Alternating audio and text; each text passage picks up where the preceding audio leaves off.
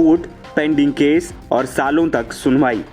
अक्सर लोगों को आपने अदालतों और जजों पर लेट लतीफ और लंबे समय तक केस अटकाने के आरोप लगाते हुए देखे या सुने होंगे, लेकिन बुधवार को एक सुनवाई के दौरान देश के सबसे बड़े जज CJI BR गवई नाराज हो गए और उन्होंने यहां तक कह दिया कि टॉप 5 जज छुट्टियों के दौरान भी यहां बैठे हैं और हम काम कर रहे हैं, फिर भी पेंडिंग मामलों के लिए हमें दोषी ठहराया जा रहा है।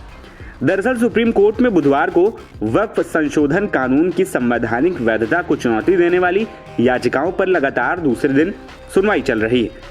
इससे पहले chief justice of India CJI BR Gavai ने एक अन्य मामले की सुनवाई के दौरान कहा कि टॉप 5 जज छुट्टियों के दौरान भी यहां बैठे हैं और हम काम कर रहे हैं, फिर भी पेंडिंग मामलों के लिए हमें दोषी ठहराया जा रहा है। अदालतों के कामकाजी रवैये पर अपनी नाराजगी जाहिर करते हुए CJI गवई ने कहा कि वकील काम नहीं करना चाहते।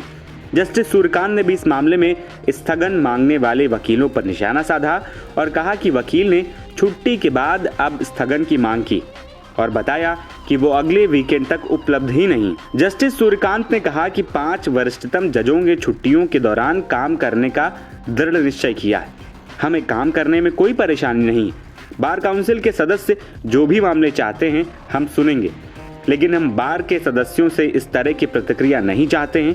हम छुट्टियों के दौरान भी बिजी रहते हैं। इस पर सीनियर एडवोकेट कपिल सिब्बल ने दलील दी कि हम तैयार हैं, जब भी माननीय न्यायाधीश इस मामले को सुनना चाहेंगे हम तैयार। हम में से कई लोग छुट्टियों पर काम कर रहे हैं।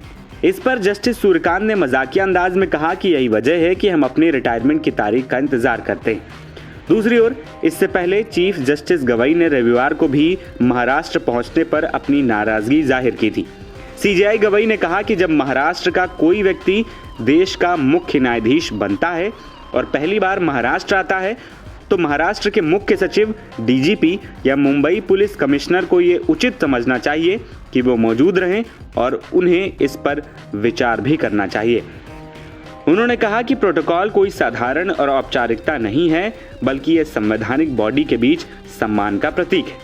CJI ने कहा कि जब किसी संवैधानिक संस्था का प्रमुख पहली बार राज्य का दौरा करता है तो उसके साथ जिस तरह का व्यवहार किया जाता है उस पर पुनर्विचार किया जाना चाहिए। हालांकि इसके बाद महाराष्ट्र सरकार ने अब जस्टिस गवई को राज्य का परमानेंट गेस्ट घोषित कर दिया। वहीं ये कोई पहला मौका नहीं है जब BR गवई नाराज हुए हों। इससे पहले भी कई मौकों पर देखा जाता है, या तो अदालत के दौरान या फिर बाहर अपनी टिप्पणियां देते रहते हैं। NBT ऑनलाइन की रिपोर्ट।